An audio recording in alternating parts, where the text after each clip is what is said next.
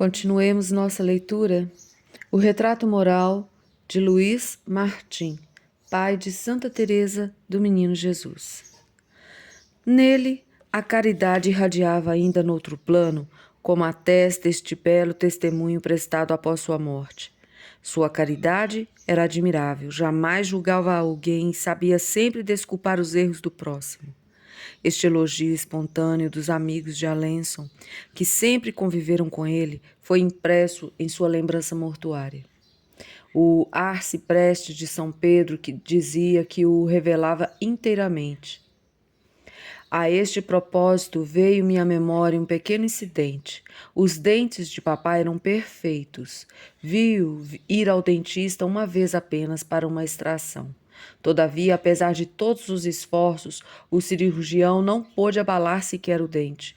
Percebendo então que ele estava inquieto a respeito de sua reputação, se viessem a saber do caso, papai disse-lhe com bondade: "Não tenhais medo, não o direi a ninguém." E cumpriu a palavra. Sua paciência era inalterável. Certa vez em que fora reclamar o pagamento de um aluguel na Grande Rue, em Lisieux, a mulher despediu com gritos indecorosos que me revoltaram. Ele, porém, ficou calmo, não respondeu palavra e não deixou escapar uma só queixa contra esta pessoa. Tive frequentemente a ocasião de admirar o domínio que tinha sobre si mesmo e que adquirira, aliás, pois tinha um caráter vivo. Ouvíamos contar em casa que, por ocasião da ocupação de 1870, papai teve que defender-se de um prussiano que roubava um relógio. Apresentou queixa disso, mas sabendo que um soldado fora fuzilado por ter roubado os ovos, retirou-a imediatamente. Durante nossa peregrinação a Roma, sua delicada caridade atingiu por vezes graus heróicos. Desculpava e suportava o próximo, procurando ser-lhe agradável em tudo. Jamais se queixava e, conta Teresa, encorajava um senhor idoso sempre mal-humorado e que todas as coisas achava o que dizer. Admirei-o ao desculpar-nos no trem a respeito do jogo de cartas, no qual queriam que tomássemos parte. Éramos jovens e desejosas de ver toda a paisagem. Por isso, o papai protegeu-nos neste sentido, insinuou então uma palavrinha sobre as orações que, por vezes, as partes interessadas impediam de recitar. Um dos jogadores levou a mal e disse com ironia: "Felizmente os fariseus são raros." Papai fechou os olhos sem nada responder, como se não tivesse ouvido. Mostrou-se em seguida muito amável para com este senhor, provando, como observa a minha santa irmãzinha, que, a exemplo de São Francisco de Sales, ele se tornara de tal modo senhor de sua vivacidade natural que parecia ter a natureza mais doce do mundo. Mortificação e humildade. O espírito de mortificação de meu pai abrangia todos os setores. Chegando a Lisieux, foi primeiramente a questão do pão que transformou nossos costumes de Alençon. Encontramos aí o que chamavam o pão fofo, isto é, macio como o de antes, e o pão duro, muito compacto e duro como pedra. No princípio, minhas irmãs mais velhas davam-lhe o pão fofo, mas logo quis o pão duro, que era motivo de sacrifício e por ser o pão dos pobres. Com o desenrolar dos tempos, considero quão grande era a nossa inexperiência de jovens. Conhecendo novos legumes ou molhos cuja receita ignorava, penso agora, se tivesse dado isso a papai, ter-lhe-ia causado prazer.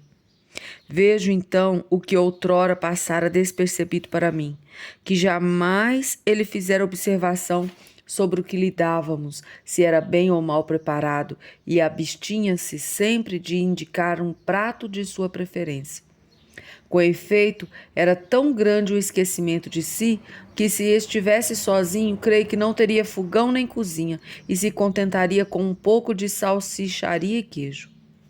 Nos buzionetes, embora não gostasse de jardinagem, considerava-o como um dever.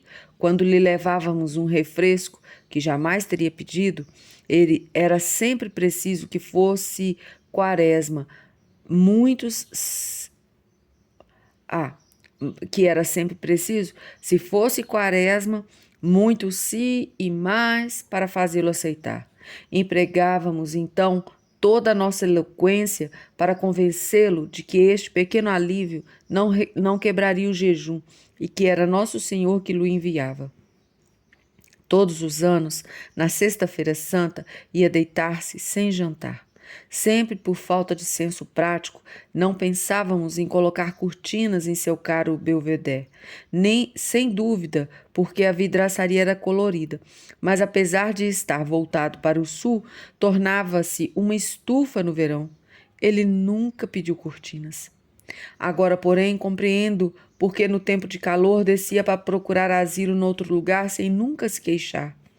Vendo que ele não fumava, como nosso tio Guerin, dissemos-lhes um dia: Papai, por que não fuma como todos os homens?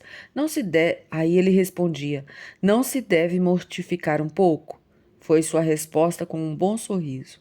Ainda por austeridade, certamente não cruzava as pernas, evitava tomar uma posição muito cômoda ou repousante, e, entretanto, nada de forçado em suas maneiras. Tudo nele era simples, sem nenhuma procura de si. Teresa escreverá: ele era dotado de uma distinção natural. Julgamento completado ainda por Maria em suas notas íntimas. Papai era muito bonito e de uma rara distinção natural. Tipo de cavaleiro, dizia alguém que o conhecera. Contudo, essencialmente humilde. Não desejava brilhar nem entreter relações mundanas. Por isso, lamentávamos a família Guerin, obrigada por ocasião do Ano Novo a ter muitas visitas e recepções. Como lhe perguntássemos por que escolhia a primeira missa de 6 horas, quando estava só, respondeu: porque é a missa dos pobres e dos operários. Pela mesma razão, viajava de terceira classe, porque também era menos confortável.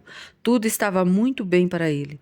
Não me lembro tê-lo ouvido uma só vez murmurar contra o que pudesse aborrecê-lo.